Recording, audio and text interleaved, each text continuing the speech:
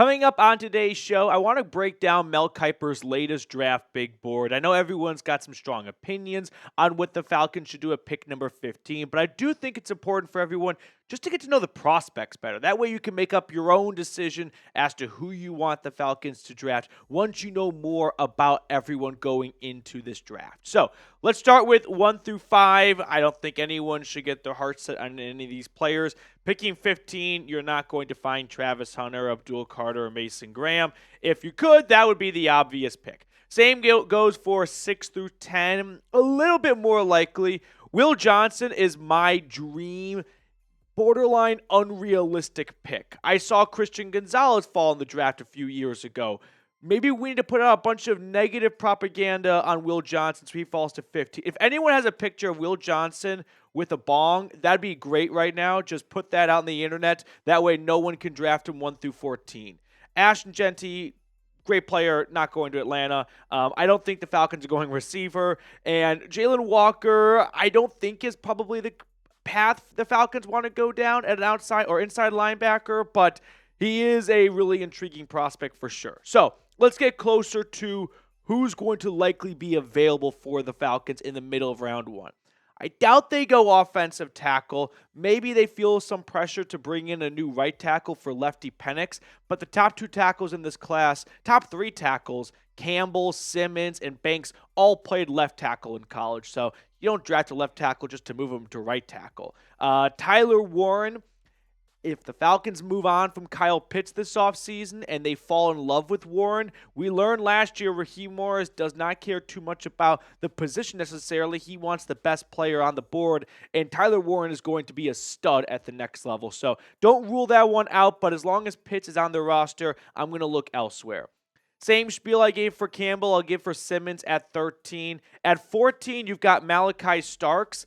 This would be fun to pair with Jesse Bates, but this defense needs more than just a safety. I think safety is kind of like a dessert. We got to get the meat and potatoes down. We got to get the pass rush and the secondary, specifically corner, fixed. Then we can start going to the dessert aisle and getting a safety like Starks. Then at 15, you've got Mykel Williams, the outside linebacker from Georgia. And this is probably the first player who I could see the Falcons targeting that could be available at pick number 15.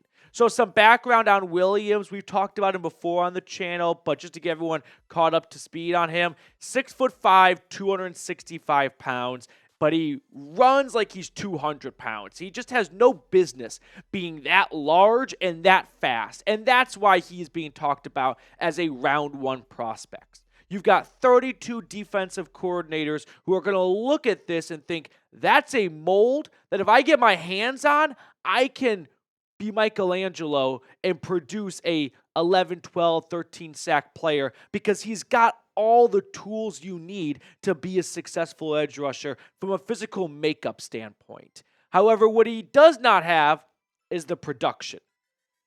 A lot of scouts were hoping that this year he would take a big jump from 2023 to 2024. The jump just really wasn't as big as people were hoping for. He did miss a little bit of time earlier on, and that has to be mentioned. But 5 sacks and 9 tackles for loss, it's a little bit underwhelming. So what you have here is a little bit of a battle of, is he a football player or is he a track star? He's more of a football player than a track star, but he might be looked at as, I'm drafting athletic traits and I'm banking on my coaching staff to develop him into being a really good football player. And that's a fine bet for other teams to make. I will not allow the Falcons to make that bet. There are some franchises who are just cursed at certain positions. The Bears, they can't have a 4,000-yard passer. The Ravens never have good wide receivers. The Falcons never homegrown develop pass rush. If the plan for Williams is this is someone who is a little bit raw at the position and needs good coaching and good development, and he can look like a monster at 6'5", 270 pounds, that's a good dandy plan for a team like the Pittsburgh Steelers. I bet they could develop him. I don't think the Falcons could. And that's the tough pill that we all need to swallow. There is no track record of this franchise rarely ever developing a pass rusher. So in round 1, I'm not interested in players who start off with great tools, needs developing. Someone else can do that. It's never been done in Atlanta, and I don't think it's going to start this year. New coaching staff, sure, but I'm just not interested. I want to go out and get someone who has proven production. No more track stars who could be good under good coaching. There is a long history of that not happening in Atlanta, and I don't think we should all just expect to wake up in round one of the draft and think, well, it's going to turn around now. Before we look at the other players on Kiper's big board, we are shit pumping Saints now in subscribers. I mean, it is not even that close. And the best part about this is I don't want it to get close. Kind of like watching the national championship game yesterday. Buckeye fans thought this one was over with. All of a sudden, Notre Dame made a little bit of noise, got a little bit uneasy for them at the end. We don't want that feeling. So hit the sub button down below if you want to beat Saints Now, our Chat Sports Saints channel, in the month of January for subscribers. On to 16. Same spiel I gave for Warren, I'll give to Loveland, but Loveland I don't think is a good pick for the Falcons at 15.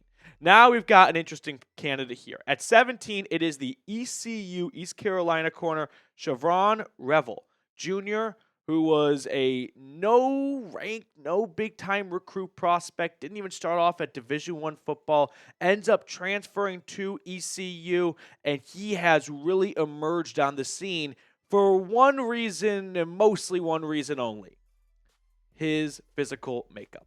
The guy is 6'3", and he runs like a gazelle. There is a lot to like here if you are a DB coach, because more often than not, you can find fast corners or you can find tall, lengthy corners. Very rarely do you find fast, lengthy corners. And that is why this ECU player, who, by the way, didn't play for much of 2024, he tore his ACL 3 games into the season. His last game also included a pick 6 against App State. So right before he left for the rest of the year, he did show some nice ball skills and some playmaking abilities. But this is similar to Williams, a traits guy. This is not someone who you look at their stat sheet and get blown away from, okay? Transferred to the Pirates in 2022, didn't play a whole lot. 2023 starts to make a name for himself, 13 pass breakups, 1 interception. But, GMs and coaches are going to be looking at him and looking at a 6'3" guy who's got incredible straight line speed. This is a risky pick. If he goes on to have a great NFL career, we can look back and ask ourselves, how did he fall so far in the draft? Well, he barely played his last season at college, and he didn't have a whole lot of production. If he does not work out in the NFL, I don't think it should be too much of a surprise, because people picked a track star hoping he can play football. And I'm not saying he can't play football, but when we're talking about prospects and you lead off with athletic traits and ignore production, you're basically picking someone because of what they are given from God and not from what they have shown with the pads on the field. I, similar to Williams, don't feel like this is a safe pick for the Falcons to pursue. If a team late in round 1 wants to roll the dice on a 6'3" corner who runs like a bat out of hell, that's an okay gamble to make, because towards the end of round 1, round 2, nothing's a guarantee. At pick 15, you should find someone who's a bit more of a guarantee. Before we check out the rest of the big board, quick shout out to our sponsor today, and that is Factor. Ready to optimize your nutrition this year? Factor has chef-made gourmet meals that make eating well easy. They're dietitian approved and ready to heat and eat in 2 minutes, so you can fuel up and feel great no matter what life throws at you. Factor can help you feel your best all day long with wholesome smoothies, breakfasts, grab-and-go snacks, and more add-ons. So reach your goals this year with ingredients you can trust and convenience that can't be beat. It's super awesome when you're trying to do something quick and on the go. You just toss it in for a few minutes and boom, it comes out, and you've got, so many really extravagant and delicious meals at your fingertips. So eat smart with Factor. Get started at factormeals.com/FalconsChat50off and use code FalconsChat50off to get 50% off your first box plus free shipping. That's code FalconsChat50off at factormeals.com/FalconsChat50off to get 50% off plus free shipping on your first box. Moving on, we got at 18, Walter Nolen, defensive tackle from Ole Miss. He was a huge-time recruit coming out for the Rebels. Then at 19, we've got Derrick Harmon. I want to pause right here and talk about these two prospects, and then we'll get on to the rest of Kiper's big board, because I could see these guys being the pick for the Falcons if Atlanta attacks edge rusher in free agency. Maybe they make a trade, they make a big signing, and they go, we feel comfortable that we don't have to reach for an edge rusher at 15 if we don't like our guy there, and we can maybe go with a best player available mentality. And I could see Nolen or Harmon being a best player available type of selection at 15 for the Falcons. Harmon transferred from Michigan State to Oregon, had a good breakout season this year for the Ducks in terms of his pass rushing upside. As for Nolen, he has always been a very stout run defender and a consistent interior pass rushing threat as well, which leads me to the overarching point that I want to make here, and that is teams love defensive tackles with pass rush abilities. You don't often see interior defensive linemen go round one if they are there to just be a tree stump that clogs up the run. Maybe towards the end of round one, but your true run stuffing specialist DTs, those are more round 2, round 3 guys. So when you see someone who's 300 plus pounds and has 6.5 sacks, 5 sacks, there are going to be long conversations about, I know this might not be the traditional pick at 15, and they are not the best pass rush specialists out there, but the worst place for a quarterback to get pressure from is up the middle. And Grady Jarrett and David Onyemata are not getting any younger. They did just draft Rukarororo, who we didn't see a whole lot of his rookie year. Same goes for Brandon Dorless, although he's not quite the same position as these guys. He's more of a 5 technique compared to a true 1-eye technique. So I could see them looking to reset at the interior spot, but I think if one of these two guys are the selection for the Falcons, it's we just love the player, and we're going to figure out the other needs we have later on. But we couldn't live with ourselves if we let someone with 5+ sacks that's 300 pounds get past us. At 20, it's Jihaad Campbell from Alabama. I don't expect Atlanta to go with an inside linebacker. They've got Caden Ellis, Nate Landman, and Troy Anderson. 2 of 3 are on rookie contract still. Luther Burden at wide receiver. Receiver's not the play here with London and Mooney. Then we've got a trio of pass rushers. Let's check them out. We got 2 from A&M, Nic Scourton and Shemar Stewart, and then Tennessee's James Pearce Jr. I did not wear this shirt, by the way, just so I can spew James Pearce, propaganda or shove an agenda down your throat. Just a little bit of a coincidence. But let's take a closer look at these 3 players, because I do think there is a very real chance that one of these 3 players will be the pick for the Falcons at 15.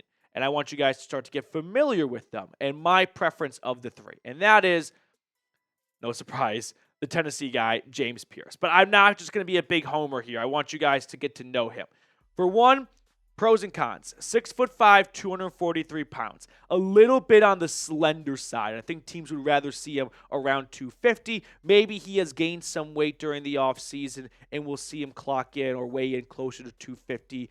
But when you have a smaller weight like that, as an edge rusher, it doesn't scream, here's a great run stopper. Here's someone who can be an anchor and set the edge. So that's going to be a little bit of a concern, something teams have to work past when it comes to Pearce. The pros are he is extremely fast and wicked first step, someone who can beat you off the line of scrimmage, but he doesn't have great finishing moves. He often generates a lot of pressure. He gets to the quarterback, and pressures are great. Pressures can lead to a quarterback just throwing it out of bounds and going from 1st and 10 to 2nd and 10, or an inaccurate pass, right? But you also at some point want to see that pressure turn into a sack. It's a little bit like in baseball terms, if you've got high exit velocity off the bat, maybe sometimes it goes right to the third baseman. It's a bit unlucky, but if you stretch it out over 162 games, you're going to get a lot of big hits.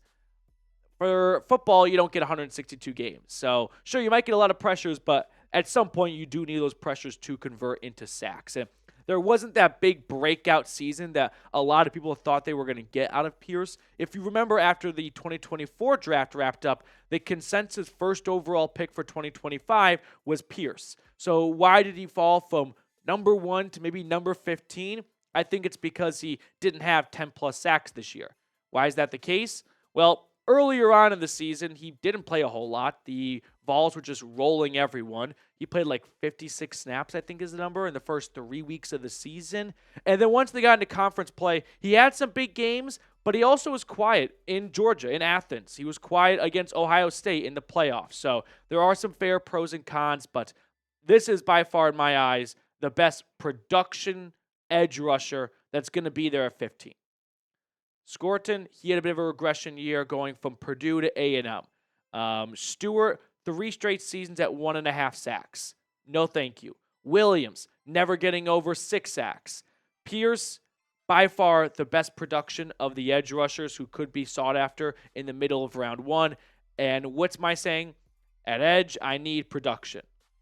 Like real estate, location, location, location. Edge rusher, production, production, production. I don't need production for wide receivers coming into the draft. If they have a bad quarterback in college, I'm not going to hold that against them. Edge rushers, it's a one-on-one matchup 8 times out of 10. So if you can't win your one-on-one in college, I don't expect you to roll over to the NFL and figure it out one day, even if you're super big, super strong, and super fast. So are all the offensive linemen in the NFL. So Pearce, in my eyes, is my preferred target at 15. What position do you want the Falcons to pick, though? Edge or corner? I really like Will Johnson. Like, that's my number 1 guy, but that's a pipe dream. I would be very surprised if he fell to 15. Maybe if he starts to fall a little bit, you could trade up, but don't hold your breath on that one. So if it's not Johnson, I'm going James Pearce. Before we sign off, we're going to pick a random commenter out of the chat, give 2 claps to. So let's spin the wheel. Just a fun way to make sure you guys are, still a part of the show, even during the off season with no more watch parties. And our winning commenter today is Jeff. My name is Jeff. Let's go. 2 claps for Jeff. 1, 2. Thank you, Jeff, for commenting. Make sure you comment down below your thoughts on today's episode, and I'll see you all later.